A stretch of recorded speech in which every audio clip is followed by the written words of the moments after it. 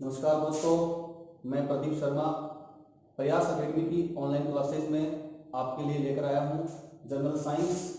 और general science में आप जानते हैं कि बायोलॉजी, फिजिक्स और केमिस्ट्री तीनों शाखाओं को सम्मिलित किया गया है। और मैं आज आपके साथ हूँ सामान्य विज्ञान की जीव विज्ञान शाखा के साथ।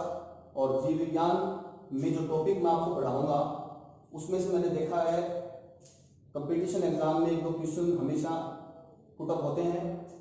तो आज का मेरा टॉपिक जो है वो जीव विज्ञान में जीव विज्ञान का परिचय एवं शाखाएं। आओ दोस्तों शुरू करते हैं। जीव विज्ञान शब्द जो है वो जिसका इंग्लिश जो ट्रांसलेट है, जिसका इंग्लिश वर्ड है जीव विज्ञान का, बायोलॉजी है। और बायोलॉजी जो शब्द है, जो बायोलॉजी जो वर्ड है वो बायो प्लस लोगस दो शब्दों से मिलकर बना है। बायो का मतलब होता है जीवन और लोगस का मतलब है अध्ययन। बायोलॉजी का एक जो शाब्दिक अर्थ हुआ वो हुआ जीवन का अध्ययन। बायोलॉजी में, जीव विज्ञान में हम जीवों के यानी कि जो सजीव हैं उनके उद्भव, उनके विकास, उनका आहार, उनके जनन, ऐसी बहुत सारी जैविक क्रियाएं हैं, उनका प्रयोगात्मक एक्सपेरिमेंटल जो अध्ययन है, स्टडी जो है वो जीव विज्ञान के अंतर्गत की जाती है।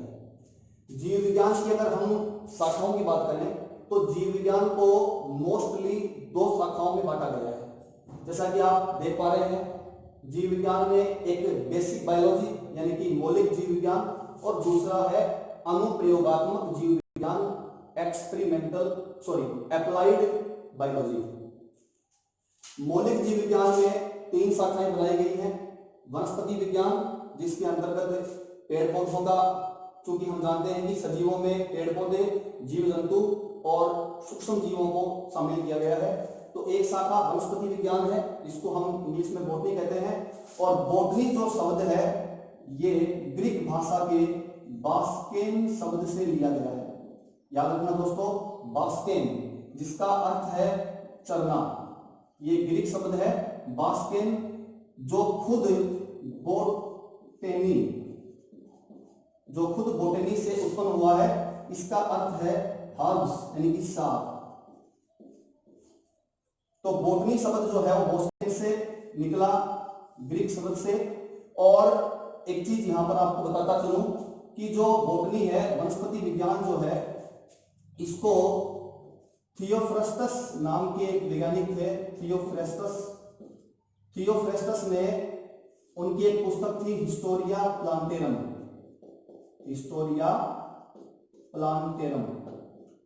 थियोफ्रास्टस ने हिस्टोरिया प्लांटेरम नामक अपनी पुस्तक में 500 से अधिक पेड़ पौधों के बारे में बताया था। इसीलिए थियोफ्रास्टस को वनस्पति विज्ञान का जनक कहा जाता है। थियोफ्रास्टस को फादर ऑफ बॉटनी, वनस्पति विज्ञान का जनक कहा जाता है, फादर ऑफ बॉटनी। दोस्त याद रखना, यहां से प्रश्न बनता है कई बार, वनस्पति विज्ञान का जनक कौन है? थियोफ्रास्टस। अब आते हैं दूसरी शाखा, जंतु विज्ञान। जंतु विज्ञान जैसा कि नाम से स्पष्ट हो रहा है, जंतुओं का अध्ययन जिस शाखा में होता है उसको जूलॉजी कहते हैं, जंतु विज्ञान कहते हैं। और अरस्तु को जंतु विज्ञान का जनक कहा जाता है। अरस्तु को जंतु विज्ञान का जनक, फादर ऑफ जूलॉजी। अरस्तु को जंतु विज्ञान का जनक कहा जाता है, फादर ऑफ जूलॉजी। मौलिक जीव विज्ञान की तीसरी शाखा है माइक्रोबायोलॉजी। माइक्रोबायोलॉजी सूक्ष्म जीवों का विज्ञान है। इस शाखा में सूक्ष्म जीवों का अध्ययन होता है और इसमें मोस्टली जीवाणुओं का और विषाणुओं का अध्ययन किया जाता है। जीवाणु विज्ञान की शाखा को बैक्टीरियोलॉजी कहते हैं और विषाणु विज्ञान की शाखा को वायरोलॉजी कहते हैं। सूक्ष्म जीव विज्ञान का जनक एंटोनी वॉन ल्यूवेनहॉक को कहा जाता है। एंटोनी वॉन ल्यूवेनहॉक को सूक्ष्म जीव विज्ञान यानी कि माइक्रोबायोलॉजी का फादर कहा जाता है। फादर एंटोनी वॉन ल्यूवेनहॉक, जनक इसके सूक्ष्म जीव विज्ञान की। दोस्तों ये जीव विज्ञान की तीन मौलिक शाखाएं। इसके अलावा जीव विज्ञान की जो अप्लाइड जो ब्रांचेज हैं, अनुप्रयोगात्मक जो शाखाएं हैं वो 4 हैं। एग्रीकल्चर साइंस, कृषि विज्ञान, चिकित्सा विज्ञान, मेडिकल साइंस, पशु चिकित्सा विज्ञान, वेटनरी साइंस, और औषध विज्ञान यानी कि मेडिकल साइंस। दोस्तों इन दोनों यानी कि मौलिक जीव विज्ञान और अनुप्रयोगात्मक जीव विज्ञान के अलावा आजकल कंपटीशन एग्जाम में इन शाखाओं से जो बायोलॉजी की नवीनतम शाखाएं हैं, इन्हें बायोलॉजी की अत्याधुनिक यानी कि एडवांस ब्रांचेज माना गया है। 3 ऐसी शाखाएं हैं जो वर्तमान परिप्रेक्ष्य में यानी कि ये जीव विज्ञान की मॉडर्न या एडवांस ब्रांचेज हैं। जिसमें पहली है जैव रसायन, बायोकेमिस्ट्री। इस शाखा के अंदर जीवों के शरीर पर, सजीवों के शरीर में रसायनों का योगदान, उन रसायनों की संरचना का अध्ययन किया जाता है। दूसरी है आणविक जैव विज्ञान, मॉलिक्यूलर बायोलॉजी। सजीवों में जो जैव अणु हैं उनकी संरचना, उनका संगठन आदि का अध्ययन होता है। और तीसरी है जैव तकनीकी, बायोटेक्नोलॉजी। बायोटेक्नोलॉजी में सजीवों के शरीर में वांछनीय परिवर्तन करने के लिए जो टेक्नोलॉजी, जो प्रौद्योगिकी का इस्तेमाल किया जाता है, जिसका अध्ययन किया जाता है, वो जैव तकनीकी यानी कि बायोटेक शाखा में किया जाता है। अभी हमने पढ़ा था जीव विज्ञान का परिचय, और अब हम बात करते हैं जीव विज्ञान की थोड़ा सा उसका पीछे का बैकग्राउंड, जीव विज्ञान का इतिहास। सबसे पहले मैं आपके सामने जीव विज्ञान शब्द यानी कि बायोलॉजी शब्द का सर्वप्रथम जो प्रयोग किया वो किस व्यक्ति ने किया। दोस्तों ये प्रश्न कई बार पूछा गया है।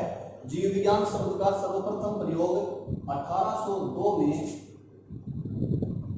लेमार्क व ट्रेविरेनस ने किया। लेमार्क व ट्रेविरेनस ने। दोस्तों याद रखना, बायोलॉजी शब्द का सबसे पहले प्रयोग लेमार्क और ट्रेविरेनस ने 1802 ईस्वी में किया। इसके बाद हम बात करते हैं, मैं आपके सामने कुछ एक ऐसे बिंदुओं को रखूंगा जहां से कई बार प्रश्न पूछे गए हैं और पूछे जाने की संभावना भी है। जैसे कि अरस्तु के बारे में आप याद रखोगे कि अरस्तु को जीव विज्ञान, बायोलॉजी, जीव विज्ञान, जंतु विज्ञान, जूलॉजी और भ्रूण विज्ञान यानी कि एम्ब्रियोलॉजी का जनक कहा गया है। Father of biology, father of zoology and father of embryology अरस्तु को कहा गया है। इसके बाद में मैं आपको बताना चाहूंगा भारतीय ऋषि चरक के बारे में। आचार्य चरक को चिकित्सा विज्ञान का जनक कहा जाता है। चिकित्सा विज्ञान का जनक, फादर ऑफ मेडिकल साइंस। दोस्तों एक चीज पे आपका ध्यान दिलाना चाहूंगा, स्वामी चरक ने एक पुस्तक लिखी थी, चरक संहिता। चरक संहिता, चरक संहिता जो पुस्तक थी वो मूलतः संस्कृत भाषा में लिखी गई थी। और आचार्य चरक ने एक उनसे पहले ऋषि हुए थे स्वामी अग्निवेश। स्वामी अग्निवेश, स्वामी अग्निवेश का एक ग्रंथ था अग्निवेश तंत्र। अग्निवेश तंत्र। आचार्य चरक ने इसी अग्निवेश तंत्र में कुछ अध्याय जोड़ करके और चरक संहिता का निर्माण किया, चरक संहिता का संपादन किया। तो मूलतः चरक संहिता जो है वो स्वामी चरक द्वारा लिखी गई, आचार्य चरक द्वारा लिखी गई, लेकिन ये चरक संहिता स्वामी अग्निवेश के अग्निवेश तंत्र में कुछ अध्याय जोड़ करके बनाई गई। अगला बिंदु सुश्रुत, ये भी भारतीय ऋषि थे। सुश्रुत को शल्य चिकित्सा का जनक कहा जाता है, फादर ऑफ सर्जरी। शल्य चिकित्सा का जनक। दुनिया में पहली सर्जरी करने वाले व्यक्ति सुश्रुत थे। सुश्रुत ने एक ग्रंथ लिखा, सुश्रुत संहिता। सुश्रुत संहिता। दोस्तों याद रखना, सुश्रुत संहिता आयुर्वेद का सबसे प्राचीनतम ग्रंथ है। आयुर्वेद का सबसे पहला ग्रंथ सुश्रुत संहिता को माना गया है। और सुश्रुत संहिता का अरबी भाषा में जो अनुवाद किया गया, अरबी भाषा में इसका अनुवाद किया गया लगभग 8वीं शताब्दी में। उस अरबी भाषा के अनुवाद को नाम दिया गया किताब-ए सुश्रम। किताब-ए सुश्रम, किताब-ए सुश्रम। दोस्तों याद रखना, ये जो अरबी भाषा का ग्रंथ है ये सुश्रुत संहिता का ही अरबी अनुवाद है, किताब-ए सुश्रम। इसके बाद मैं आपकी बात नेक्स्ट जो बिंदु आपके सामने मैं रख रहा हूं, अगला नाम है ग्रेगर जॉन मेंडल का। ग्रेगर जॉन मेंडल को आनुवांशिकी का जनक कहा गया है। आनुवांशिकी का जनक यानी कि फादर ऑफ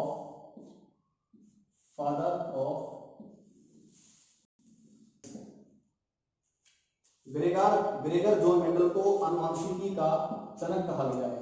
इसके बाद में एंटोनी वॉन ल्यूवेनहॉक। दोस्तों ल्यूवेनहॉक वो पहले व्यक्ति थे जिन्होंने जीवाणु को खोजा। ल्यूवेनहॉक ही पहले व्यक्ति थे जिन्होंने सबसे पहले जीवित कोशिका की खोज की। जैसा कि आप जानते हैं कोशिका की खोज रॉबर्ट हुक ने की थी, लेकिन रॉबर्ट हुक ने जो कोशिका खोजी थी वो मृत कोशिका थी। जीवित कोशिका की खोज सबसे पहले ल्यूवेनहॉक ने की। ल्यूवेनहॉक को सूक्ष्म जीव विज्ञान का, माइक्रोबायोलॉजी का फादर कहा गया है। इन्होंने ही सबसे पहले संयुक्त सूक्ष्मदर्शी का निर्माण किया था। संयुक्त सूक्ष्मदर्शी का, कंपाउंड माइक्रोस्कोप का आविष्कार करने वाले व्यक्ति भी एंटोनी वॉन ल्यूवेनहॉक ही थे। इसके बाद हम बात करते हैं लेमार्क की।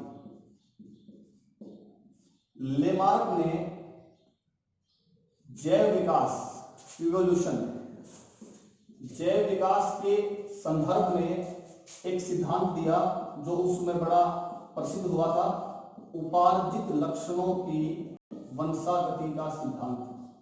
उपार्जित लक्षणों की वंशागति का सिद्धांत। दोस्तों याद रखना, उपार्जित लक्षणों की वंशागति का सिद्धांत किसने दिया? लेमार्क ने दिया। इसके बाद में मैं आपको बताना चाहूंगा चार्ल्स डार्विन के बारे में। चार्ल्स डार्विन अपने समय के बहुत महान वैज्ञानिक हुए हैं। इन्होंने भी जैव विकास के संदर्भ में एक सिद्धांत दिया था प्राकृतिक वर्ण का, नेचुरल सिलेक्शन का सिद्धांत। प्राकृतिक वर्ण का सिद्धांत चार्ल्स डार्विन के द्वारा दिया गया। यह सिद्धांत भी जैव विकास के संदर्भ में दिया गया था। इन्होंने एक पुस्तक लिखी थी, दोस्तों याद रखना, बहुत ही इंपॉर्टेंट क्वेश्चन बनता है। इनके द्वारा लिखी गई इस पुस्तक का ओरिजिन ऑफ लाइफ, जीवन की उत्पत्ति यानी कि ओरिजिन ऑफ लाइफ जो पुस्तक है, ये जो किताब है, ये चार्ल्स डार्विन की है। चार्ल्स डार्विन के बारे में एक क्वेश्चन और बनता है कि चार्ल्स डार्विन ने प्राकृतिक वर्ण का सिद्धांत जब दिया तो वो पूरी दुनिया की सैर पर गए। उन्होंने समुद्री यात्रा की, और वो समुद्री यात्रा उन्होंने किस जहाज के माध्यम से, किस जहाज पर बैठकर की? ये क्वेश्चन बहुत शानदार क्वेश्चन बनता है। तो दोस्तों याद रखना, एक ब्रिटिश लड़ाकू समुद्री जहाज था, इसका नाम था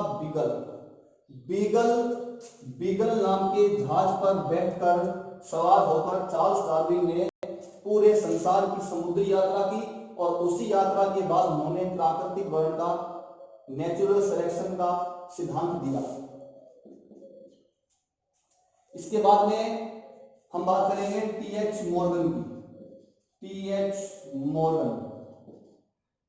मॉर्गन ने जीन की अवधारणा दी, कंसेप्ट ऑफ जीन।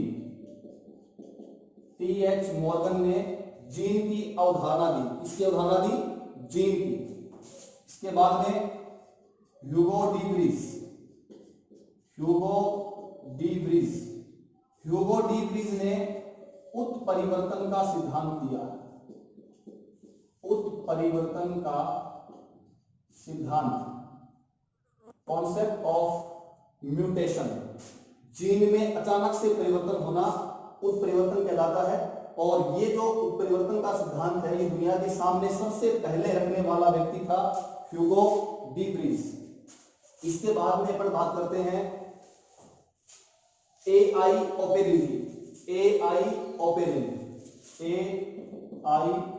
ओपेरिन।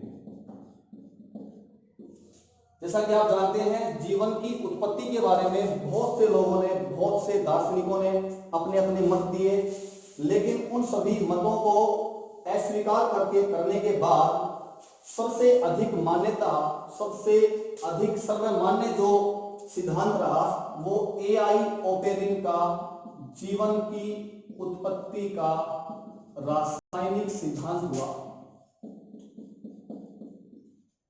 जीवन की उत्पत्ति का रासायनिक सिद्धांत, ये सबसे आधुनिक, सबसे नवीनतम सिद्धांत है जीवन की उत्पत्ति का।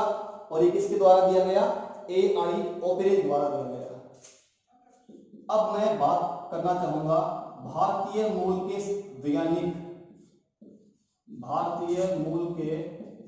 वैज्ञानिक डॉक्टर हरगोविंद खुराना। डॉक्टर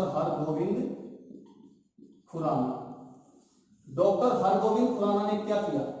इन्होंने कृत्रिम जीन का संश्लेषण किया। कृत्रिम जीन, प्रयोगशाला में जीन का कृत्रिम रूप से संश्लेषण करने वाले पहले व्यक्ति हरगोविंद खुराना थे। इसके लिए इन्हें नोबेल पुरस्कार भी दिया गया था। नोबेल पुरस्कार भी इनको दिया गया था। नेक्स्ट है इयान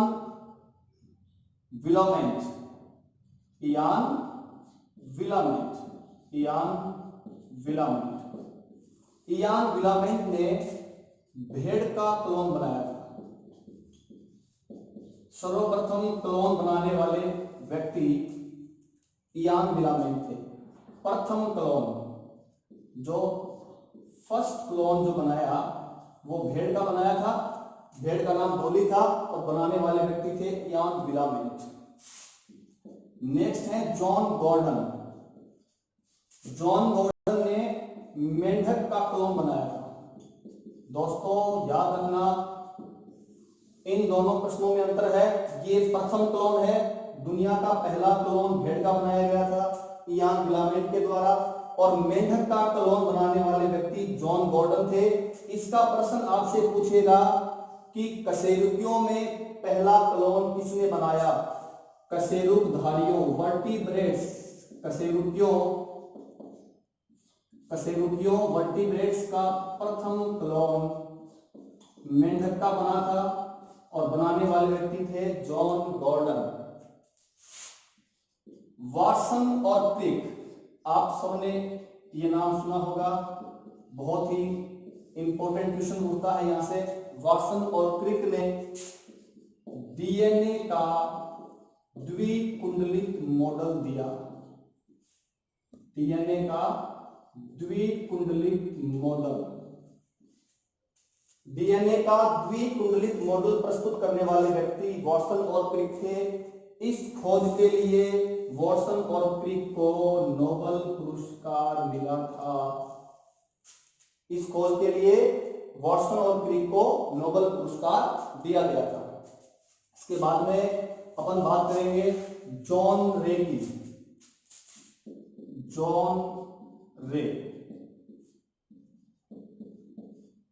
जाति, स्पीसीज, जाति जो है इसके दो प्रश्न बनते हैं।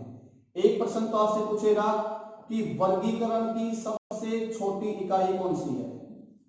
वर्गीकरण की सबसे छोटी इकाई कौन सी है? जाति, स्पीसीज। दूसरा प्रश्न बनेगा कि जाति की संकल्पना किसने दी? जाति की अवधारणा किसने प्रस्तुत की? वो व्यक्ति थे जॉन रे। कौन थे? जॉन रे। जॉन रे ने जाति की संकल्पना दी और वर्गीकरण जो शाखा है उसकी सबसे छोटी इकाई जो है वो भी जाति है। अब मैं बात करूंगा कैरोलस लिनियस की। Carolus Linnaeus. कैरोलस लिनियस को आधुनिक वर्गीकी का जनक कहा जाता है। आधुनिक वर्गीकी का जनक कहा जाता है। कैरोलस लिनियस की दो प्रश्न आप याद रखेंगे। एक तो आधुनिक वर्गीकी का जनक कहा जाता है, दूसरा इन्होंने जीवों के नामकरण की द्विनाम पद्धति की खोज की। जीवों की द्विनाम पद्धति की खोज करने वाले व्यक्ति कैरोलस लिनियस थे और कैरोलस लिनियस के द्वारा दी गई इस द्विनाम पद्धति में जो फर्स्ट जो नेम होता है वो वंश का होता है और दूसरा नाम जाति का होता है। जैसे अपन बात करें मनुष्य का वैज्ञानिक नाम होमोसेपियंस है, तो होमो जो पहला शब्द है वो वंश का है और सेपियंस जो है दूसरा शब्द वो जाति से संबंधित है। दोस्तों इसके बाद में मैं आपके सामने बताना चाहूंगा भारतीय वैज्ञानिक जेसी बोस के बारे में। जेसी बोस, जगदीश चंद्र बोस। जगदीश चंद्र बोस ने पौधों में होने वाली जो धीमी गति की वृद्धि है उसको मापने के लिए इन्होंने एक क्रेस्कोग्राफ नामक यंत्र का निर्माण किया था। दोस्तों याद रखना, पहला प्रश्न क्रेस्कोग्राफ करता क्या है? क्रेस्कोग्राफ पौधों में होने वाली धीमी गति की वृद्धि को मापने वाला यंत्र है और क्रेस्कोग्राफ का निर्माण किसने किया था? क्रेस्कोग्राफ का निर्माण जगदीश चंद्र बोस, जेसी बोस के द्वारा किया गया था। इसके बाद में हिप्पोक्रेटस। हिप्पोक्रेटस को औषध विज्ञान का जनक कहा जाता है। औषधि विज्ञान, फार्मेसी का फादर कहा जाता है, औषध विज्ञान का जनक कहा जाता है हिप्पोक्रेटस को। ऐसा कहते हैं कि एमबीबीएस की पढ़ाई पूरी होने के बाद हिप्पोक्रेटस के नाम की शपथ उनको दिलाई जाती है। इसके बाद में मैं बताना चाहूंगा आपको एडवर्ड जेनर के बारे में। एडवर्ड जेनर पहले व्यक्ति थे जिन्होंने दुनिया के सामने वैक्सीन की अवधारणा रखी। टीके की खोज करने वाला पहला व्यक्ति एडवर्ड जेनर था और जिस टीके की खोज एडवर्ड जेनर ने की थी वो दोस्तों चेचक का टीका था। चेचक का टीका, वैक्सीन ऑफ चिकन पॉक्स। चेचक का टीका था, एडवर्ड जेनर के द्वारा खोजा गया। चेचक का टीका पहला प्रश्न और टीका वैक्सीन की पहली बार अवधारणा देने वाला व्यक्ति भी एडवर्ड जेनर था। इसके बाद में लुई पास्चर। दोस्तों लुई पास्चर के बारे में तीन बातें आपको बता रहा हूं, तीनों इंपॉर्टेंट हैं, तीनों से प्रश्न बन सकता है। पहली बात तो रोगाणुवाद का सिद्धांत। रोगाणुवाद का सिद्धांत देने वाला व्यक्ति लुई पास्चर। दूसरा रेबीज का टीका, रेबीज का टीका बनाने वाला व्यक्ति लुई पास्चर। और पास्चुरीकरण, पास्चुरीकरण की खोज करने वाला व्यक्ति भी लुई पास्चर। पास्चुरीकरण के बारे में आपको बताना चाहूंगा, किसी भी खाद्य पदार्थ को जैसे दूध को 7 डिग्री सेल्सियस तक गर्म करने के बाद ठंडा करना, पुनः गर्म करना, 2-3-4 बार ये प्रक्रिया पूरी करने के बाद उस खाद्य पदार्थ को पैकिंग किया जाता है और इसी प्रक्रिया को गर्म करना, ठंडा करना, इसी प्रक्रिया को पास्चुराइजेशन कहते हैं, जिसके द्वारा उस खाद्य पदार्थ में उपस्थित सूक्ष्म जीवों को, रोगाणुओं को, कीटाणुओं को नष्ट किया जाता है। इसी को पास्चुराइजेशन या पास्चुरीकरण कहा जाता है। इसके बाद में अपन बात करेंगे, नेक्स्ट है स्लाइडन और स्वान। दोस्तों स्लाइडन एंड स्वान, इन दोनों वैज्ञानिकों ने मिलकर के कोशिका का सिद्धांत दिया। कोशिका का सिद्धांत। दोस्तों याद रखना, कोशिका की खोज करने वाला व्यक्ति रॉबर्ट हुक था। कोशिका सिद्धांत देने वाले व्यक्ति थे स्लाइडन और स्वान। एक जंतु वैज्ञानिक था और एक वनस्पति वैज्ञानिक था। दोनों ने मिलकर के कोशिका के बारे में कोशिका का सिद्धांत दिया। मैं जंतु विज्ञान यानी कि जीव विज्ञान का परिचय यही समाप्त करता हूं और जीव विज्ञान के परिचय के पश्चात अब मैं आपको बताऊंगा जीव विज्ञान की कुछ महत्वपूर्ण शाखाएं। जैसे आपने अभी देखा था कि जीव विज्ञान की 3 मॉडर्न ब्रांचेस थी, बायोकेमिस्ट्री, बायोटेक्नोलॉजी और मॉलिक्यूलर बायोलॉजी। ये एडवांस ब्रांचेज हैं, अत्याधुनिक शाखाएं हैं। इसके अलावा जूलॉजी और बॉटनी की कुछ शाखाएं हैं। ऐसी कुछ इंपॉर्टेंट शाखाएं बनती हैं जिनका प्रश्न आपके एग्जाम में आपसे पूछ सकता है और पहले भी पूछा गया है। तो दोस्तों आइए अब हम बात करते हैं जीव विज्ञान की कुछ महत्वपूर्ण शाखाओं के बारे में। इन शाखाओं के बारे में मैं आपको बताने से पहले आपको थोड़ा क्लियर कर दूं कि प्रश्न कैसे बनेगा, क्वेश्चन का टाइप कैसे होगा। आपको कोई भी शाखा का नाम दे दिया जाएगा, जैसे इक्थियोलॉजी का संबंध किससे है, इकोलॉजी में किसका अध्ययन किया जाता है। तो अपन बात करते हैं जीव विज्ञान की शाखाओं के बारे में। जीव विज्ञान की शाखाएं।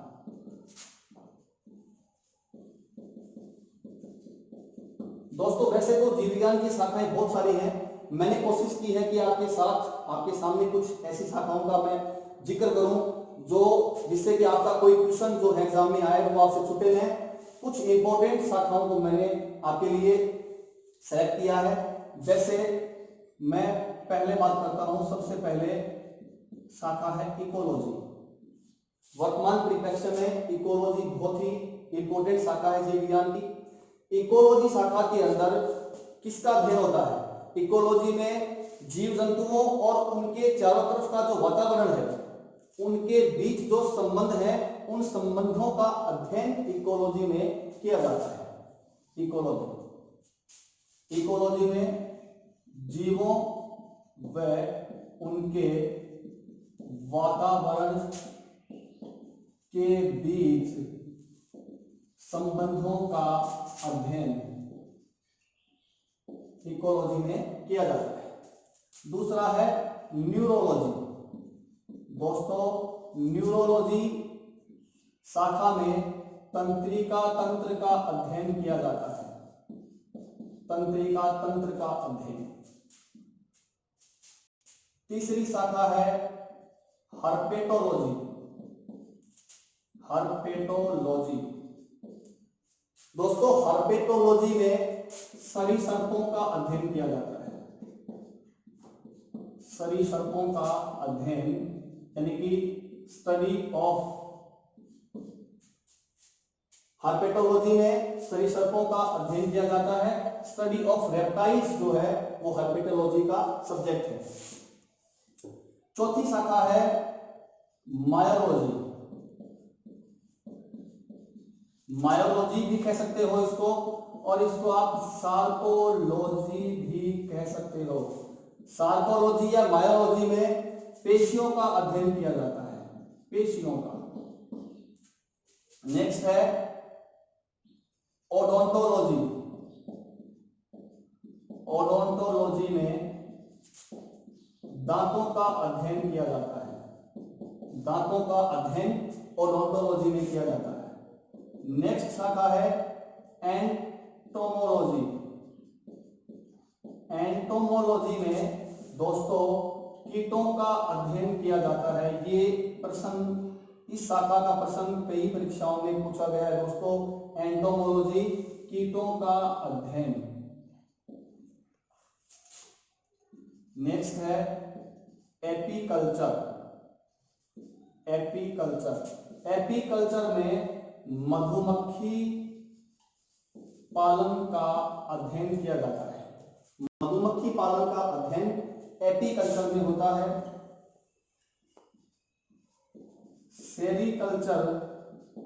सेरीकल्चर में रेशम कीट पालन का अध्ययन होता है, रेशम कीट पालन का अध्ययन सेरीकल्चर में होता है। दोस्तों वर्मी कल्चर में दोस्तों केंचुए पालन का अध्ययन किया जाता है। मैं आपको यहां पर एक बात और बताना चाहूंगा वर्मी कल्चर के बारे में। वर्मी कल्चर केंचुए पालन का अध्ययन है। केंचुए का पालन क्यों किया जाता है? हम सब जानते हैं केंचुआ भूमि को उपजाऊ बनाता है, इसीलिए केंचुए को किसान का मित्र कहा जाता है। सबसे इंपॉर्टेंट क्वेश्चन है, केंचुए के द्वारा बनने वाली खाद को वर्मी कंपोस्ट कहा जाता है, वर्मी कंपोस्ट। दोस्तों नेक्स्ट है पेलियोंटोलॉजी। दोस्तों जीवाश्मों का अध्ययन, स्टडी ऑफ फॉसिल्स, जीवाश्मों का अध्ययन पेलियोंटोलॉजी में किया जाता है। जीवाश्मों का अध्ययन, जो भी जंतु पादप, जो भी जीव भूगर्भ में दबने के पश्चात काफी सालों के बाद निकलता है और उसका अध्ययन होता है, उसे जीवाश्मों का अध्ययन कहते हैं और ये पेलियोंटोलॉजी शाखा में किया जाता है। मैं आपको यहाँ पर बताना चाहूंगा एक प्रश्न के बारे में जो यहाँ से पूछ सकता है। भारतीय वैज्ञानिक डॉक्टर बीरबल साहनी, दोस्तों याद रखना डॉक्टर बीरबल साहनी। डॉक्टर बीरबल साहनी का संबंध किससे है? आपसे अगर प्रश्न पूछे डॉक्टर बीरबल साहनी का संबंध किससे है तो आप बताओगे डॉक्टर बीरबल साहनी भारतीय पुरा वनस्पति विज्ञानी थे, भारतीय पुरा वनस्पति विज्ञानी। पेलियोबोटनी, दोस्तों कंफ्यूज नहीं होना है, ये पेलियोंटोलॉजी है और डॉक्टर बीरबल साहनी का संबंध पेलियोबोटनी से है। भारतीय पुरा वनस्पति वैज्ञानिक डॉक्टर बीरबल साहनी थे। नेक्स्ट दोस्तों ओंटोजेनी, नेक्स्ट है ओंटोजेनी। ओंटोजेनी में दोस्तों अध्ययन किया जाता है लाइफ साइकिल का, लाइफ साइकिल का अध्ययन ओंटोजेनी में किया जाता है। जीवन का जो चक्र है उसका अध्ययन ओंटोजेनी में किया जाता है। इसके बाद में कुछ एक शाखाएं और हैं दोस्तों, जैसे मैं आपको बताऊंगा ओंकोलॉजी के बारे में। ओंकोलॉजी,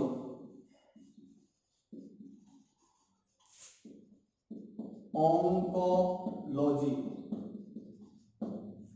दोस्तों कैंसर के उपचार का अध्ययन,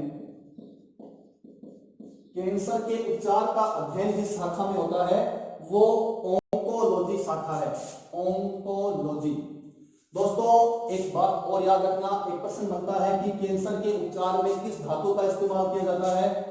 कोबाल्ट धातु का इस्तेमाल, कोबाल्ट धातु का इस्तेमाल कैंसर के उपचार में किया जाता है। नेक्स्ट है इथोलॉजी, इथोलॉजी जंतुओं के व्यवहार का अध्ययन, जंतुओं के व्यवहार का अध्ययन, इसको दोस्तों आचार शास्त्र भी कहते हैं, आचार शास्त्र। जंतुओं के व्यवहार का अध्ययन इथोलॉजी में किया जाता है। और टैक्सोनॉमी शाखा जो है, टैक्सोनॉमी, इस शाखा में जीवों का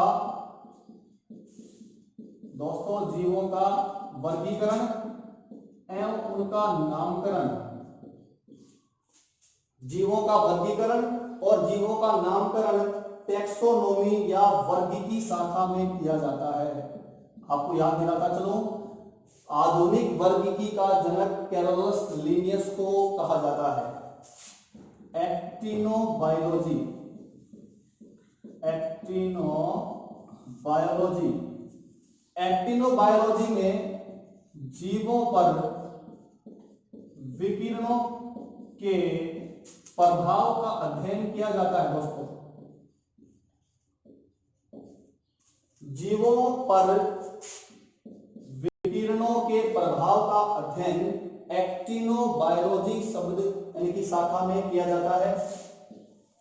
सुजननिकी दोस्तों, यू इसको कहते हैं यूजेनेसिस, इंग्लिश में इस ब्रांच को यूजेनेसिस भी कहते हैं। सुजननिकी या यूजेनेसिस शाखा के अंदर जो आनुवंशिकी के जो सिद्धांत हैं, जो आनुवंशिकी के नियम हैं, उनका प्रयोग मानव जाति की उन्नति के लिए किया जाता है। मानव जाति की उन्नति करने के लिए आनुवंशिकी के सिद्धांतों का प्रयोग सुजननिकी शाखा में, यूजेनेसिस शाखा में किया जाता है। नेक्स्ट है इक्थियोलॉजी। इक्थियोलॉजी, इक्थियोलॉजी में मछलियों का अध्ययन किया जाता है। ओफियोलॉजी में सांपों का अध्ययन किया जाता है। ओफियोलॉजी में सांपों का अध्ययन किया जाता है। ओफियोलॉजी, इक्थियोलॉजी मछलियों का अध्ययन और ओफियोलॉजी सांपों का अध्ययन। सोरोलॉजी, सोरोलॉजी में दोस्तों छिपकलियों का अध्ययन किया जाता है। सोरोलॉजी में छिपकलियों का अध्ययन किया जाता है। दोस्तों इक्थियोलॉजी मछलियों का अध्ययन, और इसी के साथ आप याद करोगे पिसीकल्चर, कंफ्यूज नहीं होना है। इक्थियोलॉजी में मछलियों का अध्ययन होता है और पिसीकल्चर में मछली पालन का अध्ययन होता है। मछली पालन का अध्ययन पिसीकल्चर में होता है और मछलियों का अध्ययन इक्थियोलॉजी में होता है। इसके बाद में है ऑर्निथोलॉजी। ऑर्निथोलॉजी, ऑर्निथोलॉजी में दोस्तों पक्षियों का अध्ययन होता है। दोस्तों ऑर्निथोलॉजी में पक्षियों का अध्ययन होता है। इसके अलावा एक शाखा है ऑस्टियोलॉजी। ऑस्टियोलॉजी, इसमें हड्डियों का अध्ययन होता है। दोस्तों एक बात आपके सामने रखना चाहूंगा, बहुत इंपॉर्टेंट बात है। ऑस्टियो शब्द से अगर कोई प्रश्न आपसे पूछता है तो आप 100% तो नहीं कहूंगा, 90% आपका उत्तर जो है वो हड्डियों से संबंधित होना चाहिए।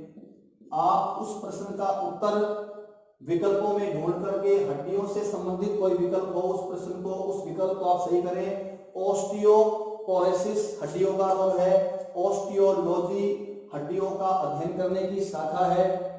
इसके अलावा ओंटोजेनी की हमने बात कर ली है। एक शाखा बचती है एंजियोलॉजी। एंजियोलॉजी, एंजियोलॉजी दोस्तों, एंजियोलॉजी में परिसंचरण तंत्र का अध्ययन किया जाता है। परिसंचरण तंत्र का, सर्कुलेशन सिस्टम का, सर्कुलेटरी सिस्टम का अध्ययन जो है वो एंजियोलॉजी में किया जाता है। और एंजियोलॉजी यानी कि परिसंचरण तंत्र का, या इस शाखा का जो फादर है वो विलियम हार्वे को माना गया है। एंजियोलॉजी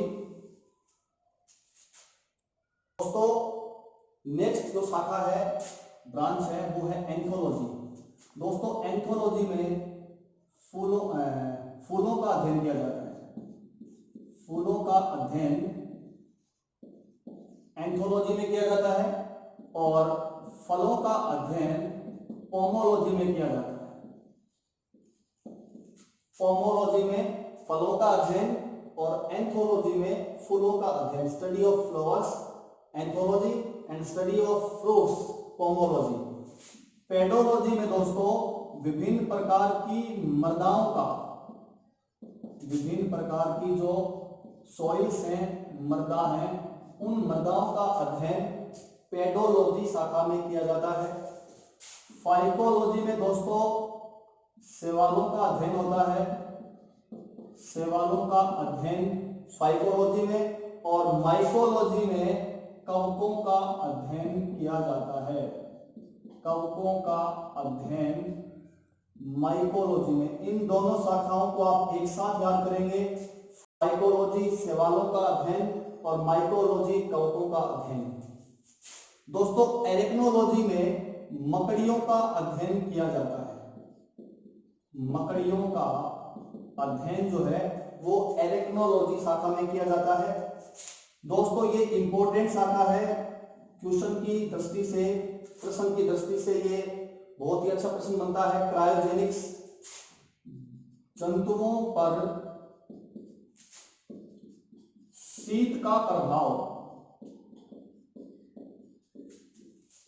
ठंड का प्रभाव, शीत का प्रभाव जंतुओं पर कैसा पड़ता है, उसका अध्ययन क्रायोजेनिक्स नामक शाखा में किया जाता है। क्रायोजेनिक्स, जंतुओं पर शीत का प्रभाव। और डेंड्रोलॉजी शाखा में वृक्ष एवं झाड़ियों का अध्ययन किया जाता है। वृक्ष एवं झाड़ियों का अध्ययन दोस्तों डेंड्रोलॉजी शाखा में किया जाता है।